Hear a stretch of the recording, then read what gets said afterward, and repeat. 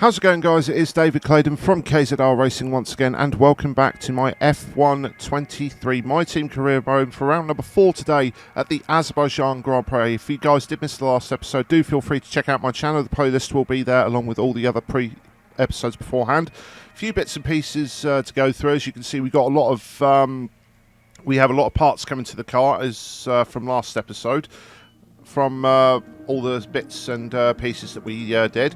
We still have quite a fair few resource points, considering I put the AI, considering I put our resource and everything on decreased as everyone else is on increase with the AI. I'm surprised I've got that many R&D points to spare, but I can't really use them at the moment because I still haven't got the cash really to upgrade any of the facilities around the team.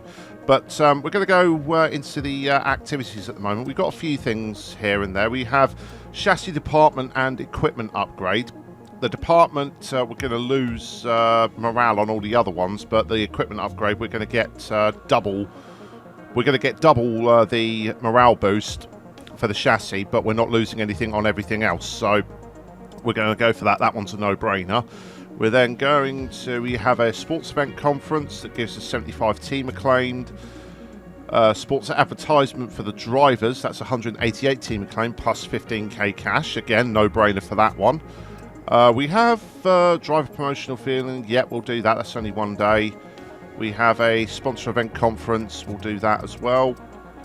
We actually have quite a bit of time until the Azebaijan Grand Prix, so I suppose... yeah, we're not going to worry too much about the chassis department focus. I don't want to lose morale on all the others, but we are going to do our second driver training just before the Grand Prix to get that boost for Felipe to see if he can perform a little bit better with his focus wise.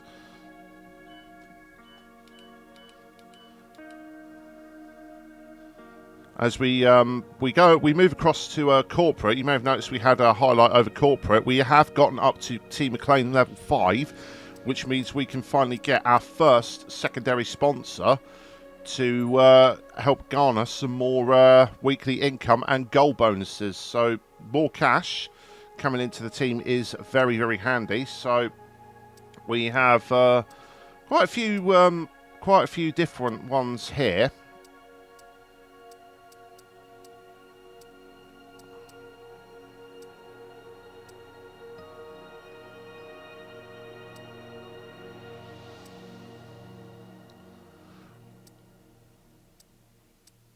But at the end, after searching through all of them, I've gone with Cassandra here. Weekly goal is achieve a top 14 finish during the race. So that's definitely doable for us. I mean, again, it's depending on the tracks and whatnot, because there are some tracks that I am a little bit sketchy on with my lack of talent as opposed to the AI. But we are going to sign Cassandra to the secondary sponsor role, achieve top 14 finishes during the Grand Prix.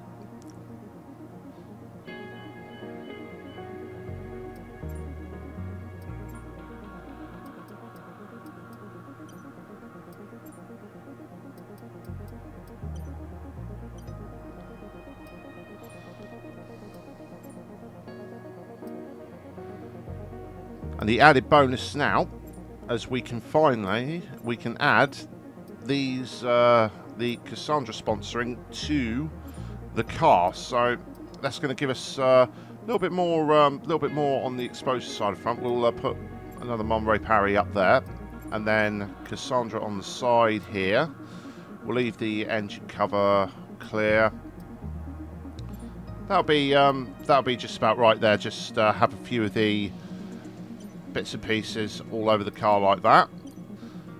So that's that done. We're still doing okay on the engine wear and that. Internal combustion engine is very, very warm, 39%. I may need to think about that at some point. Kinetic seems to be okay. The heat is the next worst one as opposed to the combustion engine, turbocharger and the gearbox as well. So We're going to probably have to think about changing some parts over in the next few races. In regards to, we still got, yeah, we still got stuff coming through on the activity timeline. So we're going to skip ahead to, that and see how things go with the chassis equipment upgrade. And already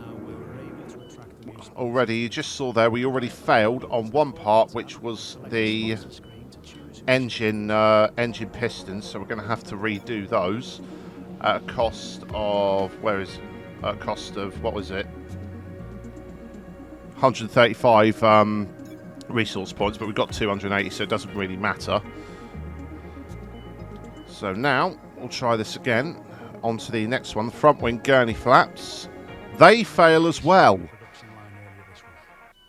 This is not good, guys. I mean, come on. So now we're going to have to redo those. That's going to cost us 552. We're losing resource points, having to just redo parts that should have been done the first time. So now, what about the gearbox materials? Are they going to fail? Oh, of course, yeah, of course. Why not? 205 now for the gearbox materials. We're slowly losing resource points just from doing this. It's starting to get a little bit out of hand, guys. And now we've got a marketing defense. So this is where we're going to choose our rival for the next few races. Recent seasons have witnessed some of the closest rivalries in sports I've ever seen. Which driver do you get the most enjoyment out of finishing ahead of? So we have three choices. Pierre is a talented driver, very difficult to overtake, and I'm ready to challenge him. Lando Norris, I'm looking forward to locking wheels with Lando out on track. And then we have Oscar Piastri as an exceptional driver, which makes beating them even more satisfying. Now, for these three drivers, I went with Oscar purely because, well, we're both rookies, technically rookies in this season. So going against Oscar is a bit more of an even playing field for us at the moment. I'm not quite too sure where we stack up against Lando and Pierre in the long run. So here we go again with improving the car. They're all guaranteed this time, finally, but I had to spend 1.5 times the money that what I really wanted to. So it's not it's not going to be a easy run to the top, as you can see. If we keep having issues like this is why on the R&D sections I went through quality control on all the R&D departments, because I wanted to make sure the parts come through properly. But anyway, enough of that. We're going to move into qualifying. It's going to be a short qualifying review here, because obviously we've got the sprint race as well coming up with the Azebaijan Grand Prix, the first one of the season, as we head on to the end of our second lap in Q1. A bit of a conservative first lap, but we gained nearly a second over that lap, and we go up into 8th. And we do the same again for Q2 as well, from P14 up to P8. First lap in Q2 was done on a scrub set of tyres, and then we only did the one lap in Q3 on another scrub set of tyres. So just to get through, just to quickly get through qualifying and that, because like I said, we've got the sprint race as well. So we've got everything going on so far for the sprint race. P10 behind Pierre Gasly. So let's cut ahead to just before the sprint race. Actually, we managed to get a few more R&D points after the second practice session, because the way the weekend works is practice 1, qualifying, practice 2, sprint race. So we've moved on to the next bit of the engine power for the spark plugs, and then we go through from here. We do the chassis weight redistribution on the monocoque, but that was not available to us just yet. But instead we go for another front downforce upgrade, because by the time this comes in, it will be time for the Monaco Grand Prix. It says we're going to get it before Emilia-Romagna, but this will be more beneficial for Monaco coming up later on after that race. And then we do another durability upgrade on the internal combustion engine. We did get a few more, open up a few other bits and pieces, but the internal combustion engine was more of the more susceptible to the wear. Welcome to today's sprint. This is shaping up to be another fantastic weekend.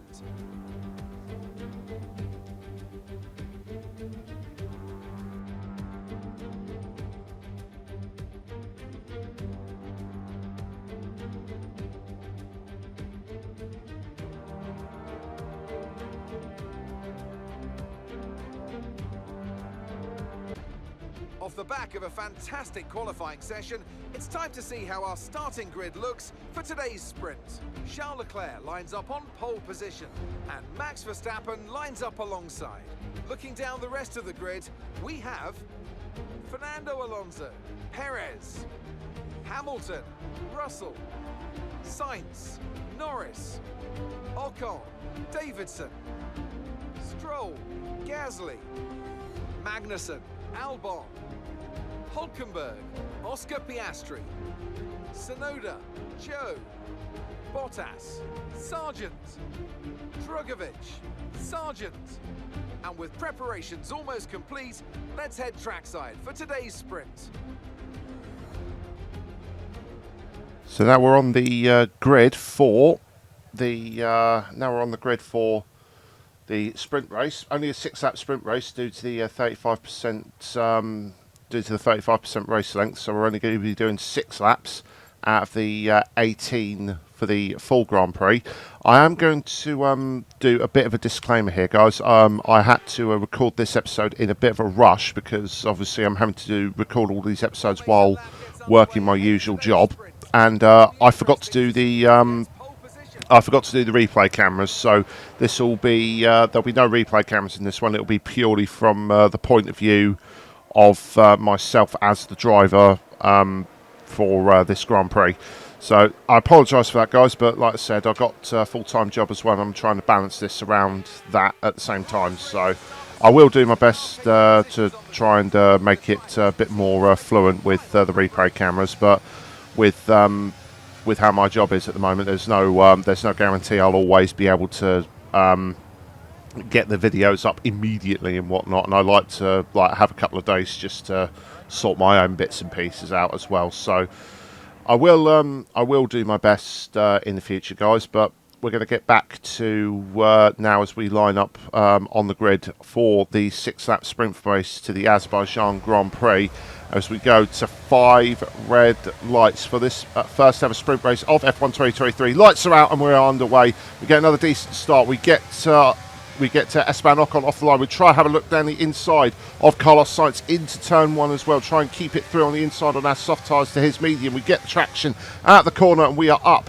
into P8. We have a little look at Lando Norris. The Sainz comes back at us around the outside. We have to focus on Carlos now instead of Lando Norris ahead. But we do get the power down out the corner and we are up into P8. And now it's just a case of, well, this is a proper sprint race now. It's only 6 laps. It's no different to the short 5-lap races that you would do in Grand Prix mode.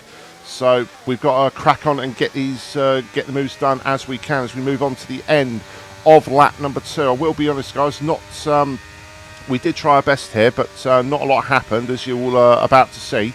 We move on to the end of lap number 2, down the main straight. No DRS, remember. We're just using ERS and slipstream to try and catch up to Lando Norris, and we're closing in. We're going to look for a move round the outside. As we go into turn 1. We try for the cutback line, but we couldn't quite get the braking and the turning correct there. So we have to settle for looking at the back of Lando Norris's McLaren in P8 still. So we're going to cut now to the end of lap number 4, and as you can see, Lando Norris moved away because I just lost all grip in the tyres. I used them up way too early, and Carlos Sainz easily gets us into turn 1, going on to the penultimate lap of the sprint race. And as we move on to the end, again, not much has happened. Charles Leclerc will win the sprint race here at Azebaijan, like he did in real life. But yeah, that gave me a good insight. This was a fresh pair of soft tyres, and I just had no confidence in them. I lost all sense of pace driving around this circuit. So not much we can do. We're still P9. We gained 1 position, so we're going to go through into the full Grand Prix. And a warm welcome to you from Azadlik Square, heart of Baku, and home, of course, to the Azerbaijan Grand Prix. With high speeds, tight corners, and few runoff zones, many are expecting a safety car here today. So our drivers will have to stay very much on their toes, and hopefully out of the barriers. With 20 turns and the length of 3.7 miles, Baku City Circuit in the heart of the Azerbaijan capital is a real test of a driver's endurance, patience, and precision. 90-degree corners through Sector 1 lead into a tightening uphill sprint as we start to circle around the old city. Then a 1.4-mile chase flat out through Sector 3 towards the finish line. It's time to see how our drivers are stacking up after yesterday's exciting qualifying session. A fantastic effort from Charles Leclerc yesterday, and it's put him on pole. And it's Lewis Hamilton alongside.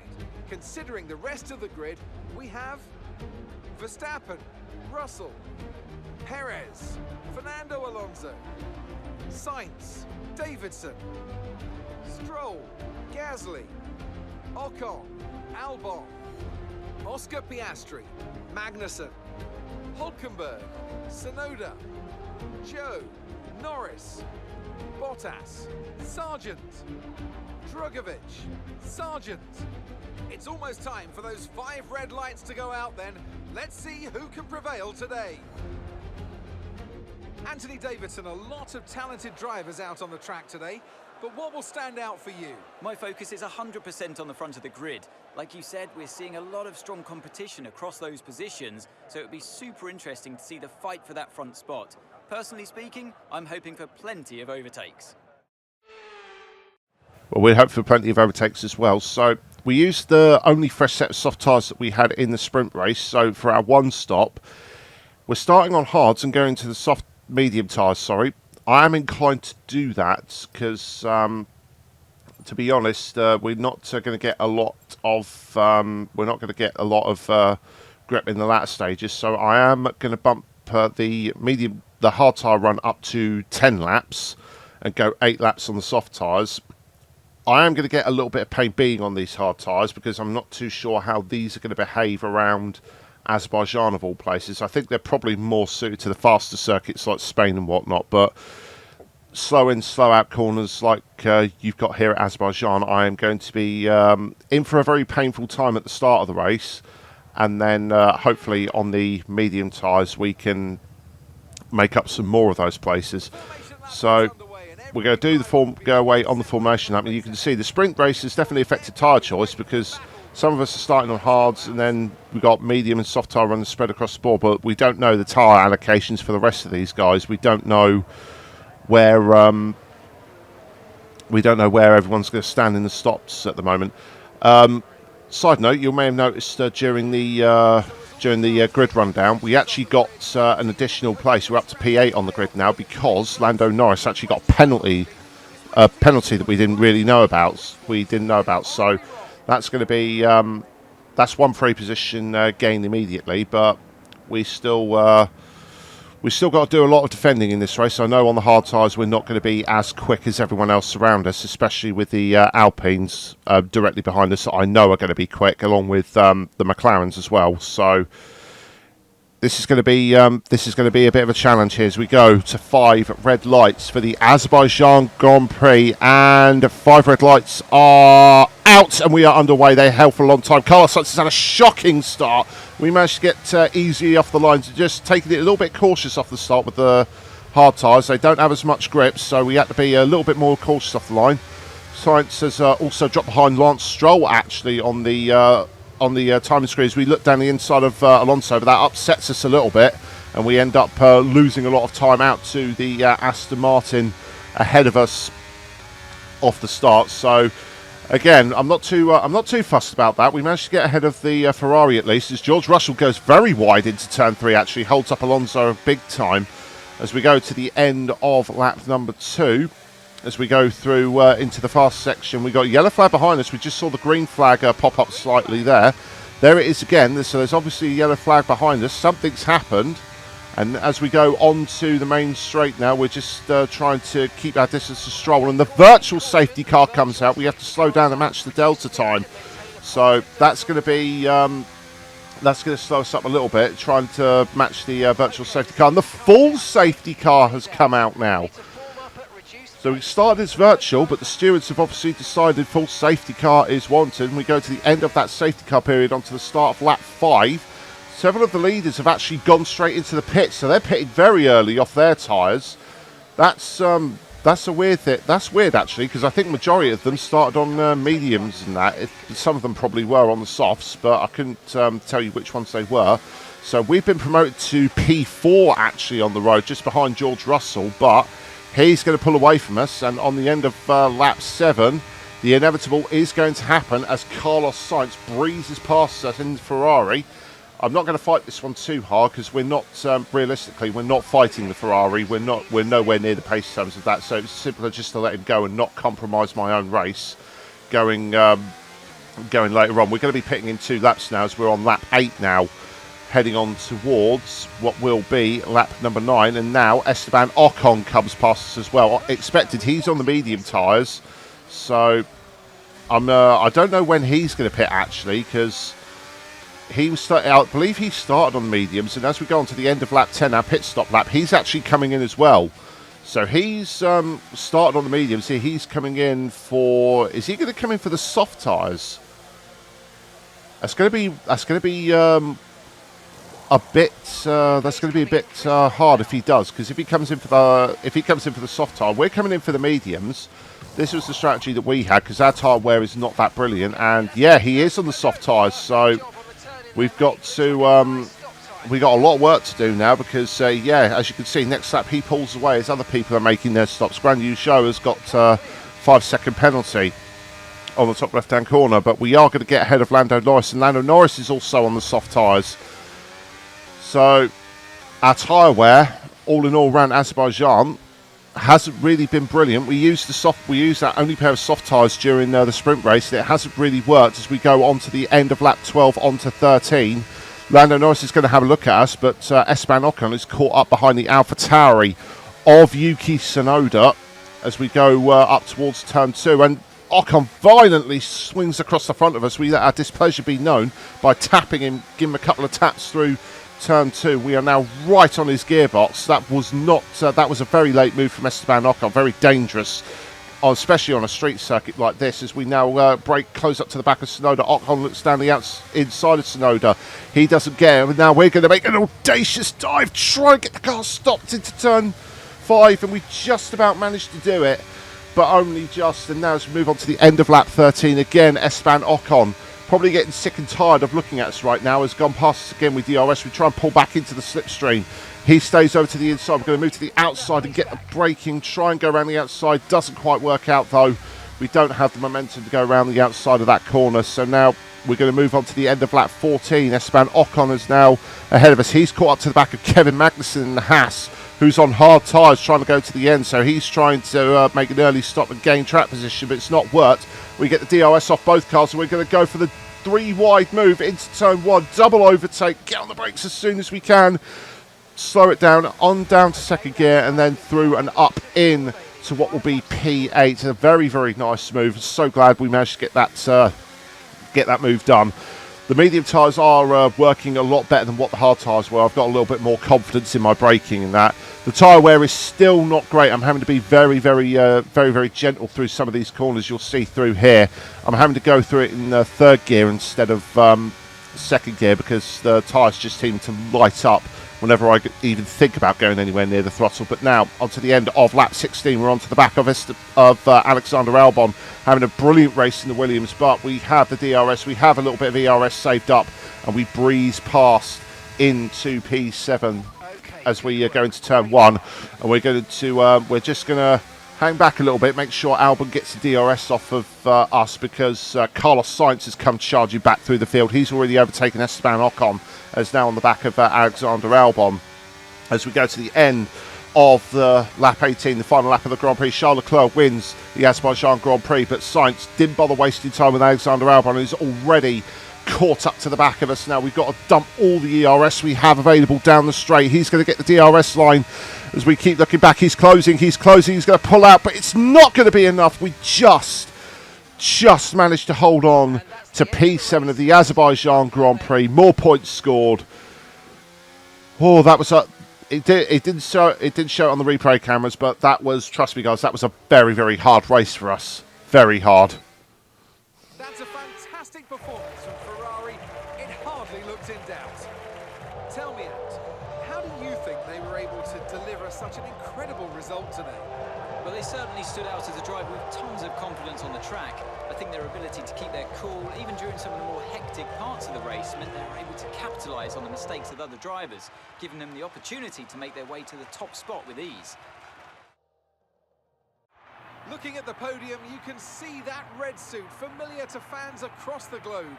A world-class win for a world-class team. Ferrari, do it again.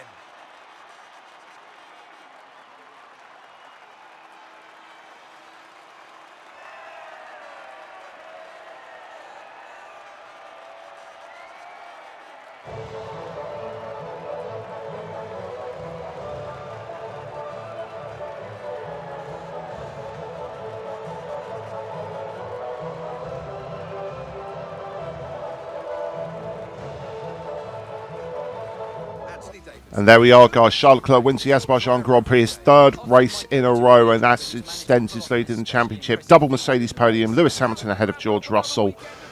Very, very, very hard-fought race for us down in P7. That puts us level on points with Lando Norris in the championship, and in turn level with McLaren as well. Yeah, we've got to think about tyre wear upgrades on this car, guys. The tyre wear around Azerbaijan was shocking out these slow corners and whatnot. So, for now, guys, apologise for the replay cameras again. I hope you did enjoy the episode regardless. Do feel free to leave a like and share this video around. It really does help. Subscribe to the channel and turn on notifications so you don't miss any of those videos. I'm David Clayton of KZR Racing, and I will see you next time for the Miami Grand Prix. Goodbye.